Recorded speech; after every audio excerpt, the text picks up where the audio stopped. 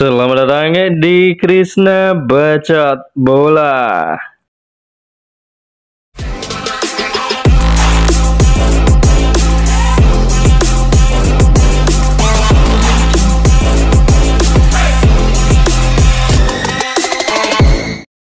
Pertanyaan mengenai boleh tidaknya Bapak Erick Thohir merangkap jabatan sebagai Menpora plus Ketua Umum PSSI akhirnya terjawab sudah.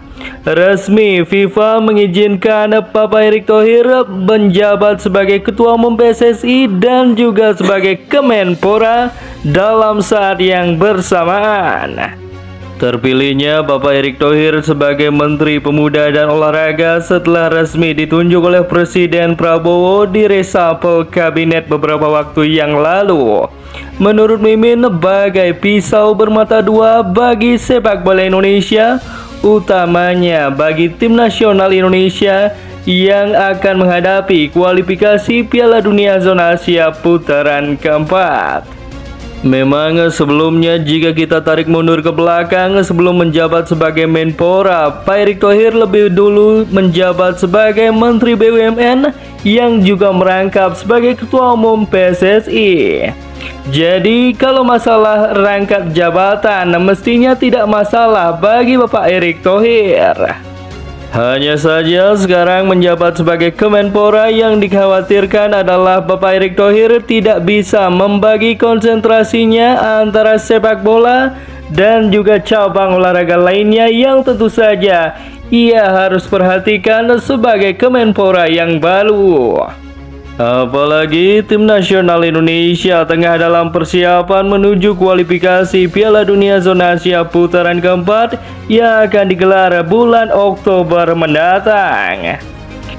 Namun bagaimanapun kondisinya, dengan diperbolehkannya Bapak Erick Thohir menjabat sebagai Kemenpora baru sekaligus Ketua Umum PSSI, semoga saja dapat berlaku adil terhadap semua cabang olahraga tanpa menganak emaskan cabang olahraga tertentu. Selain itu, sepak bola Indonesia khususnya menurut Mimin harus berterima kasih kepada FIFA sebagai induk sepak bola tertinggi dunia yang sudah memperbolehkan Bapak Erick Thohir rangkap jabatan sebagai Menteri Olahraga dan juga Ketua Umum PSSI, di mana jika Mimin mengingat aturan sebelumnya bahwa organisasi sepak bola tidak boleh ada intervensi pemerintah.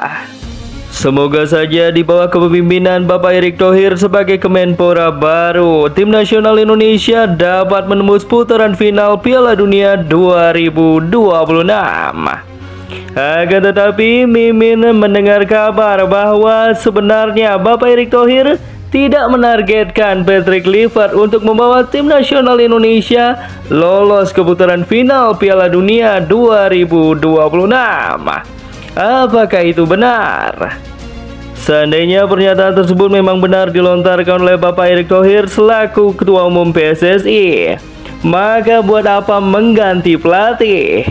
Bukankah mengganti pelatih dari tangan Sintayong menuju ke Patrick Kluivert untuk membawa tim nasional Indonesia lolos ke putaran final Piala Dunia 2026?